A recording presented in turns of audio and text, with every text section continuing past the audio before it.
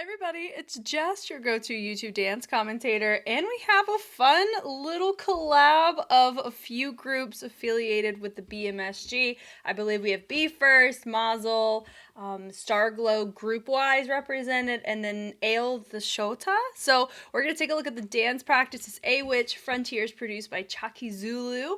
I have not seen this, of course. This came up on my algorithm today, and I said we were going to watch it. And that's what we're doing, so let's go ahead and check it out.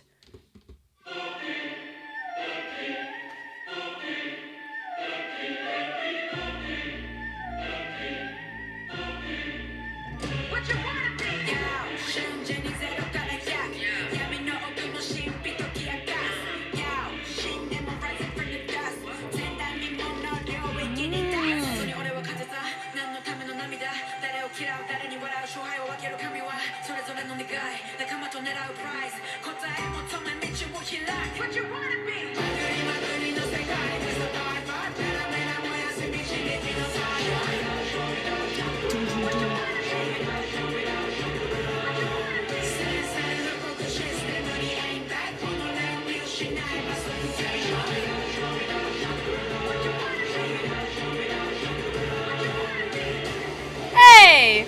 More people! Hey!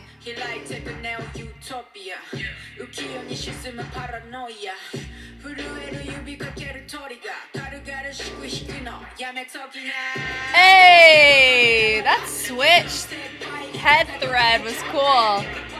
Nice!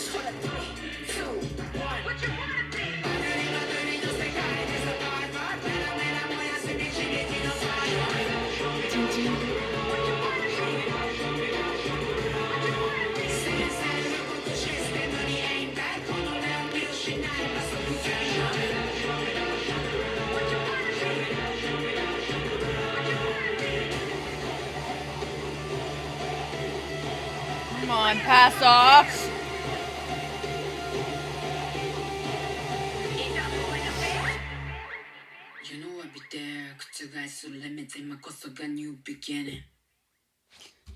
That was it? Oh, whatever. That was really cool.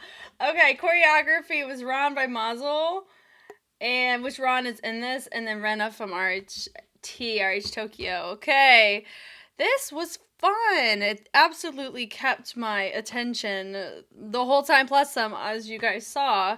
Okay, here we go. Let's chat about it. I couldn't really tell you who was who, and that's kind of the charm of it. I mean, maybe I could be like, they look like a Be First guy, but I like the fact that it was cohesive enough to where I couldn't tell you that there's obviously different groups involved. I just know because I have the list right here. So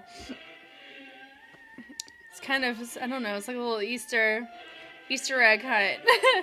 I like that we have it where we have two of our members break off. I like the redirections facing different ways. And then we end up creating it to where it still maintains a sense of balance, meaning that our front line, secondary lines, they go opposite ways. And then you had your last group. They ended up going to kind of fill in other directions that weren't really shown, which I really liked. So that was cool. And they speed change it. They reverse it with the bounce, so they're intentional with our bases there. I like the gesture on that. We ended up reverbing. I don't know if we did a full-on vibration on it, but we have a ton of rigid vibrations happening. Some of them look more refined than others, where it just kind of looks like you're shaking, which isn't really fundamentally as sound as a vibration. But, I mean, for the sake of a dynamic, it's still really cool. So he ends up doing a wave through. Where did he start it, though? It looks like he started... See, now I gotta... This is fun. It's kind of like, what kind of technique are we doing and how are we doing it? Oh, it looks like he triggered it using this hand to trigger it through the arm down the body. It was so freaking fast, though. So that would be like here. And then he moved it, but it wasn't liquid or smooth by any means. It was more rigid and quick. So, cool. So he ends up going bases on it, and then they all lean away, which is cool. They are nice and frozen here to have our next two come forward. It gives commando vibes, right? So if you don't know what a commando is, it's or a routine in battles. A lot of times when you see in 2v2s or in a group, crew versus crew, you see commandos come out, where if they don't really know the music, they may have a BPM range depending on what bracket of genre you're choosing to battle in. And a lot of times you see people come out in small groups, and they, the goal is to calibrate their synchronization in that sense so it looks cohesive, like it was made for it. Now, in the context here, I know this choreography was made for this track, but it gives the impression, like it looks like it could be a commando. And I say that in a complimentary way. I think it's fun. Toss it away. Because of the pass off, the knock behind is nice. The isolation is cool, where everybody matches torsos and lower body, but our two that are featured there end up creating extra ISO opportunities to keep them featured. That's cool. They toss it around. He says, hey, what's up? I like the little squat here in the diagonal. He ends up setting them up. Most likely a little, wordplay. That's the only thing I can't really contribute to. I can really only go off of the tone of the track, how it sounds, like the vocals on it, and all the different sounds happening, but no lyricism can I contribute to the conversation, which is fine. So I like the little body roll out of it. That was cool. And then when they pray it with tension, dropping it down, frame it to inside with your feature. He hits it down. They bring it in. It's just pretty fast considering I have it at 0.6 and there's a lot that we're filling in our time. They're doing great. So that part is really interesting. It's so sporadic, but it is structured where you are catering your torso directionally, but it still has a go-to rigid switch off in our torsos, right? And then we're subtle, bases, and I like the subtle head nod on that. We go wave, then we condense it down the torso, and I love the triple tap, tap, tap with the foot and with the hand to cater to it. I like his rotation. I like the body rolls on it. Everybody's kind of vibing their own way, but they're matching dynamic. What does that mean? Where in order to have a structured, individualized section, which I think BMSG is a prime example of a agency as a whole, where you have a lot of individuality throughout your groups, it's cool. It's a nice thing that I'm happy I get to say, because I've seen a lot from this agency specifically, like of Mazel and a Be First, just off the top. I think it'd be cool to get into Starglow, because Starglow's, whoever it is, Chaki is holding it down if he's here in the trio that we're about to see. But in the context here, I like the hip on that, which was fun. The rigidness on it is really cool. What was my point that I was about to say? There was something. Whenever we're here, if you notice that everybody is matching how full or how smooth or hard their movement needs to be, but they can choose the direction or the angle in which they do it. So that's a structured dynamic with individuality, is how I would explain it, right? That part right there, right? Like, we had some people in the hips, some people in the arms, but notice it's the same way of where, like, the push and pull of energy distribution, regardless of where on your body it's happening cohesively, so it stays balanced. And I really like that.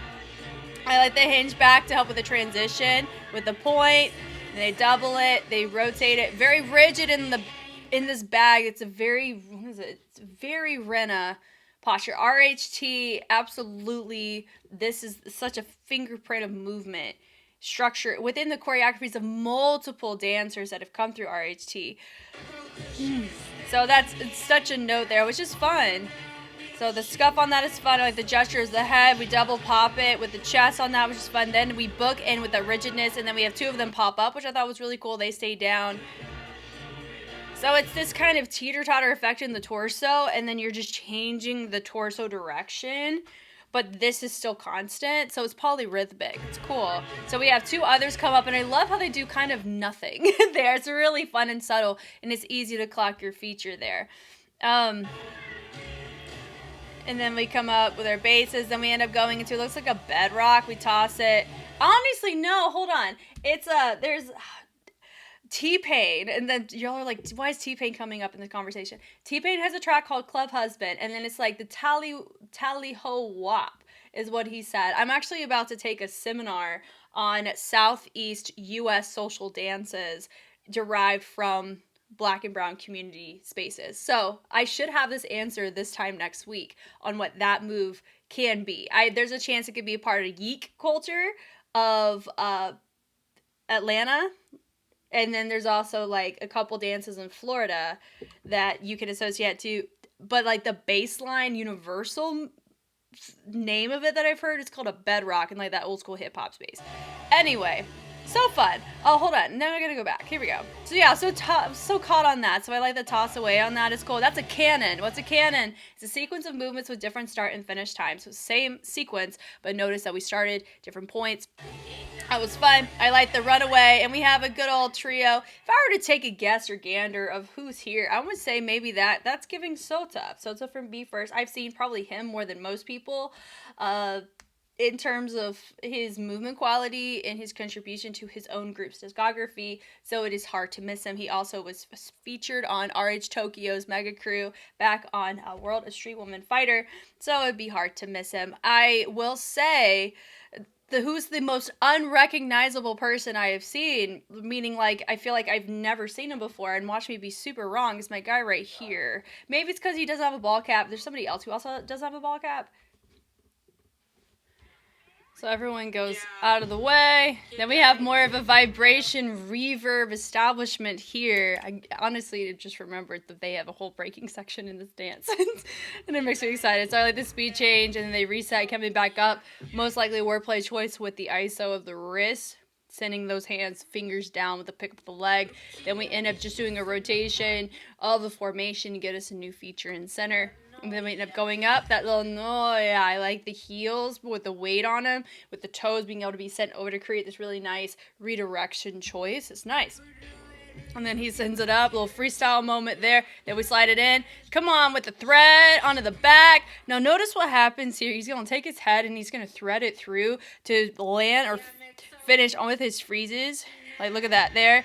He sends it off to different directions, catering to that shoulder. I think it's really cool. And he ends up creating more freeze elements out of that, taps it down, and then he goes into a Thomas Flare, and I love the cipher moment in the back, right? So just like I had mentioned about the commando impression in the beginning, this gives cipher session, and I love it. It makes it feel truly communal and collaborative, because it is, and I really like that.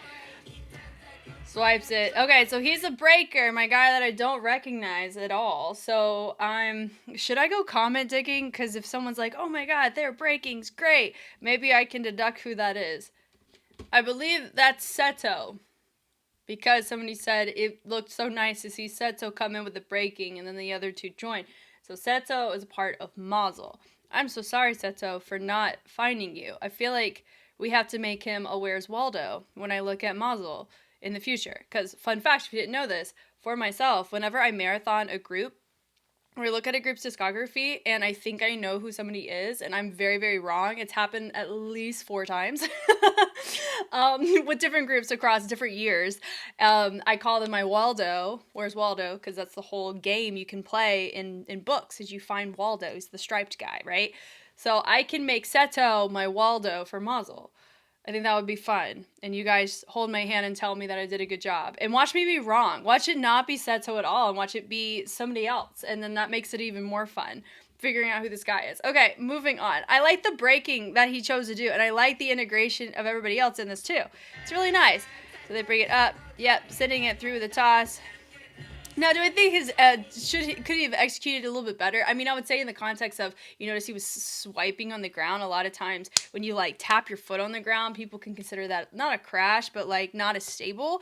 But that's in a competitive environment, and we don't have to get into that at all. For a fun 2-minute dance, that was great. I'm really happy about it. It's fun. I like the prep on it and having others go in. I like that crisscross, and they're doing what they're doing up top. They're doing it on the ground. Yeah, I love it. As our floor work, it's great. I like the accents happening here. Who needs to do a, what's it called? Who needs to do a mountain climber whenever you can just do that, right? They come back up. I love the reversal with the knock that we hear in our music there. That little, that was fun. Toss is nice. 3, 2, 1. And then we have it, same choreo, but notice we have more people do the different point in the front. And then it looks like we do this isolation, little switch off.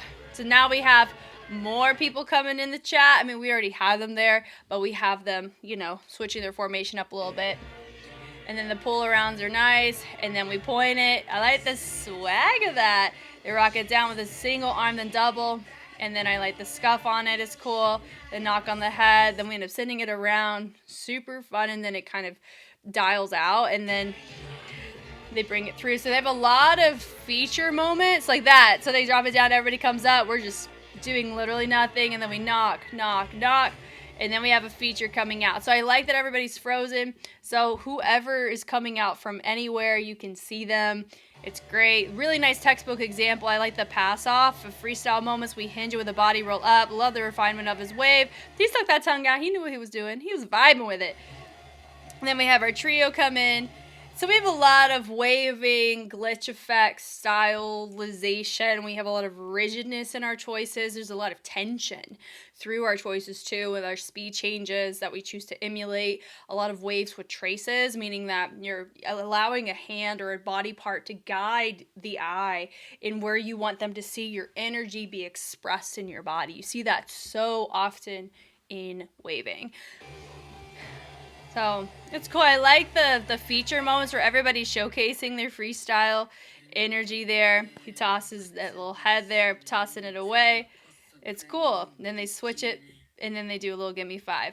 I thoroughly enjoyed that. That was really fun, and I'm sure they probably performed this live. They just recently had a concert, right, with everybody under the label. I love those. That's what I think that translates to in the description or in the title.